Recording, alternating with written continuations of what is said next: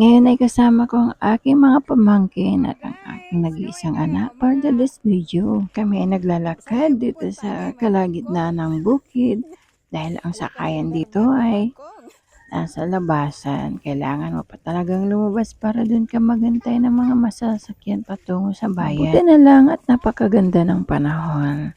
Ngayon ay may sikat ng araw. Dahil dito sa amin nilalakaran kapag tag-ulan ay punong-puno ng tubig. Kita nyo naman, yan yung nakaraang tag-ulan. At ngayon ay humupa naman, awa ng Diyos. Fast forward na nga tayo, dito na nga kami sa aming pupuntahan. At dahil nga birthday ni tatay, ay dinalhan lang namin siya ng konting makain. At dito kami nagtambay hanggang maghapon na lang.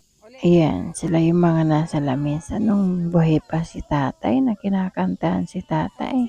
Nagkukulitan. Nakakatuwa silang tignan dahil ang lalaki na nila pero tignan nyo naman, naging pasaway na. Nagkakatuwaan sila dahil sinabi ko kantahan si tatay. Ngayon ay may nahihiya na, ayaw nang kumanta, may kumakanta, puro kalukuhan naman. Ayan. Ayan, nagkakahiyaan sila. Hindi nila mabuo yung happy birthday ngayon kay tatay. Pinapauna kung sinong mauunang kakanta. Kapag kami nagpupunta dito, halos maghapon na dahil pagkatapos dito kay tatay, dinaraanan namin si ate. At sa kabilang puntod naman ay kapatid ni tatay. Yan ang nawala, tapos sinundan ni tatay. Yan, wala na sila pareho dahil sila na lang yung natitirang magkapatid nung sila'y nabubuhay pang dalawa. Ayan, hindi pa rin nila mabuo-buo yung kanta para kay tatay. Nagpapaunahan kung sino ang unang kakanta sa kanila. Pero nung sila'y maliliit pa, ay nako, matutuwa talaga kayo dahil sabay-sabay pa silang kumanta at halos may nagugutom na, sige pa rin ang kanta. Nagdala lang kami ng snack. Habang kami nandyan, may pagsasalu-saluhan kami. Dahil nung nakaraang taon, ay kumpleto kaming nandito. Pero ngayon, kami-kami lang muna. Ngayon ay nasa mood na ata sila at pakikinggan natin kung talagang nabuo nga yung mga kinakanta nila. Dahil kanina pa sila naghaharutan ay wala silang mabuo-buong kanta na birthday song kay tatay. Kaya, tignan nyo naman ang mga mukha, tawanan lang ng tawanan.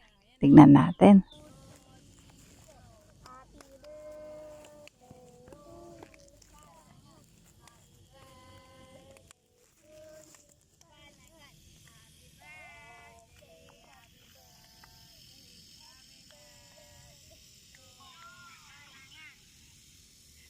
Tugtugan mo.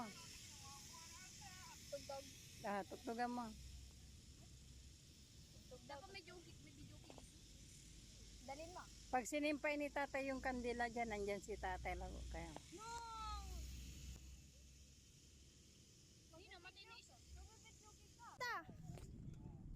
Fast forward na ulit tayo. Nandito na kami sa kabilang side. Dito malapit si ate. Pagkatapos naming dinaanan si ate ay napansin nilang natapos na dito. Kaya nag-ikot-ikot na lang kami. Bago namin tapusin ang buong maghapon. At kami ay uuwi na rin maya-maya. Sa pagtatapos ay puro may mga sumpong na dahil napagod na sa buong maghapon. Kahit yan ay mga nakaupo-upo lang. Pagod na sila.